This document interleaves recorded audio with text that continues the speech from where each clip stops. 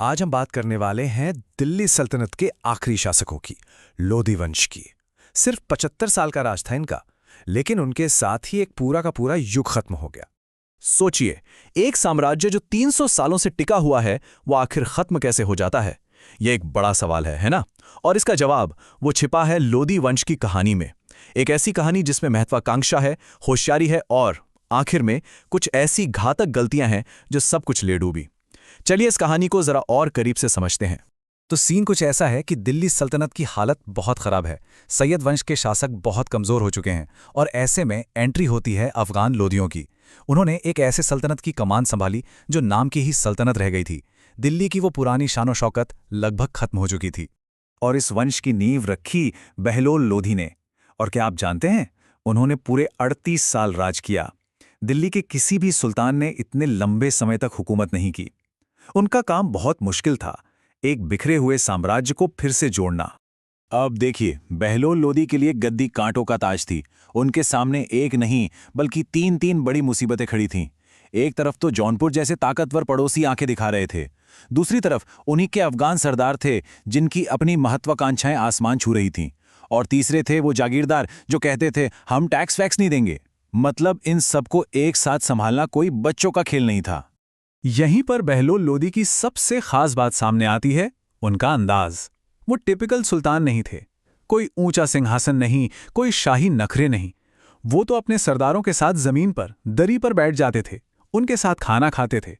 और ये बात तो कमाल की है कि अगर उनका कोई सरदार बीमार पड़ जाए तो वो खुद उसके पास जाकर घंटों बैठते, उसका हाल चाल पूछते। मतलब वो राजा नहीं बल्कि बराबर वालों में पहला बनकर रहे। और इसी अपनेपन से उन्होंने उन अड़ियल और आज़ाद मिजाज अफगान सरदारों का दिल जीत लिया। तो इसी समझदारी और सूझबूझ से बहलोल ने धीरे धीरे सल्तनत को वापस पटरी पर लाना शुरू कर दिया। उनकी सबसे बड़ी जीत, जो एक गेम चेंजर साबित हुई, वो थी जौनपुर की जीत। इस एक जीत ने दिल्ली की खोई हुई इज्जत वापस दिला दी और फिर उन्होंने अपने बेटे बरबक शाह को वहां का गवर्नर बना दिया, एक तरह से प्रैक्टिकल ट्रेनिंग के लिए। बहलोल के बाद कहानी एक बहुत ही दिलचस्प मोड़ लेती है। गद्दी पर आता है उनका तीसरा बेटा निजाम खान, जो अपना नाम रखता है सिकंदर लोदी। और ये सिकंदर लोदी यकीनन इस वंश का सबसे ताकतवर और सबसे काबिल सुल्तान था, लेकिन साथ ही सबसे ज्यादा विरोधाभासी भी। तो एक तरफ सिकंदर लोदी का ये रूप देखिए, वो एक शायर था, गुलरुखी के नाम से कविताएं लिखता था। उसे संगीत से इतना लगाव था कि उसने भारतीय संगीत पर एक फारसी किताब तक लिखवा दी। आज का जो आगरा शहर है, उसकी नींव भी उसी ने रखी थी। और इतना ही नहीं, वो एक बहुत बढ़िया एडमिनिस्ट्रेटर भी था। जमीन नापने के लिए उसने गजे सिकंदरी नाम का एक स्टैंडर्ड पैमाना बनाया, जिससे हिसाब किताब में बड़ी आसानी हो गई। लेकिन जैसा मैंने कहा, वो बहुत विरोधाभासी था। सिक्के का दूसरा पहलू बहुत ही स्याह है। यही सिकंदर लोदी एक बेहद कट्टर शासक भी था। उसने नगरकोट का मशहूर ज्वालामुखी मंदिर तुड़वाया, मथुरा और चंदेरी के मंदिरों को लूटा, उसने हिंदुओं के यमुना में नहाने पर रोक लगा दी, और तो और उसने मुसलमानों के मुहर्रम के ताजिया जुलूसों पर भी बैन लगा दिया। एक ही इंसान के दो बिल्कुल अलग अलग रूप, सच में बहुत अजीब है। सिकंदर लोधी क्या कहता था, जरा सुनिए। अगर मैं अपने किसी गुलाम को भी पालकी में बैठने का हुक्म दूं, तो मेरे सरदार उसे अपने कंधों पर उठा लेंगे। सोचिए, ये लाइनें ही सब कुछ बता देती हैं। कहाँ उसके पिता बहलोल का दोस्ताना अंदाज और कहाँ सिकंदर का ये खौफ। उसने सरदारों को बराबर का नहीं बल्कि अपना नौकर बना दिया था, और इसी डर के दम पर उसने एक मजबूत सत्ता कायम की। सिकंदर के बाद कहानी का आखिरी चैप्टर शुरू होता है, और इस चैप्टर का हीरो या कहें विलन था इब्राहिम लोदी, वंश का आखिरी सुल्तान। एक ऐसा सुल्तान जिसके घमंड और शक की आदत ने अपने दादा और पिता की सारी मेहनत पर पानी फेर दिया। इब्राहिम ने तो जैसे सल्तनत को बर्बाद करने की रेसिपी ही तैयार कर ली थी। स्टेप 1, परिवार में ही दुश्मन बनाओ। उसने सत्ता के लिए अपने ही भाई जलाल खान को मरवा दिया। स्टेप 2, वफादारी का सिला सजा से दो। अपने पिता के सबसे भरोसेमंद और बुजुर्ग वजीर मियां भुआ को जेल में डाल दिया। और स्टेप 3, अपने सबसे ताकतवर सरदारों को जलील करो। उसने सीनियर्स की बेइज्जती की, उन्हें मरवाया, और नतीजा, चारों तरफ डर और अविश्वास का माहौल बन गया। उसने खुद ही अपने पैरों पर कुल्हाड़ी मार ली। तो जाहिर है इसका नतीजा क्या होना था। जब घर के लोग ही दुश्मन बन जाएं तो बाहर वाले तो फायदा उठाएंगे ही।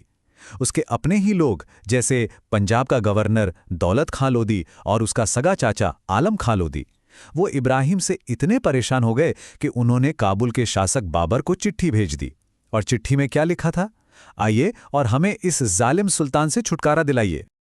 और बस यहीं से उस आखिरी लड़ाई की बिसात बिछ गई। एक ऐसी लड़ाई जो सिर्फ लोधी वंश की किस्मत का फैसला नहीं करने वाली थी, बल्कि पूरे दिल्ली सल्तनत के भविष्य पर मोहर लगाने वाली थी। देखिए, पानीपत की लड़ाई कोई अचानक हुई घटना नहीं थी।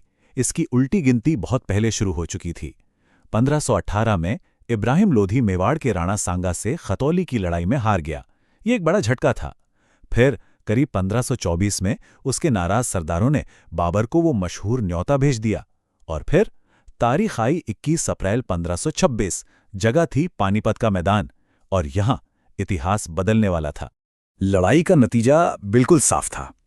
एक तरफ थी इब्राहिम लोधी की बहुत बड़ी सेना और दूसरी तरफ बाबर की छोटी लेकिन कहीं ज्यादा आधुनिक और अनुशासित फौज। नतीजा, बाबर की जबरदस्त जीत हुई और इब्राहिम लोधी वो मैदान छोड़कर भागा नहीं, वो लड़ते लड़ते मारा गया। ये भी एक बड़ी बात है। भारतीय इतिहास में ऐसे बहुत कम सुल्तान हुए हैं जो जंग के मैदान में मारे गए।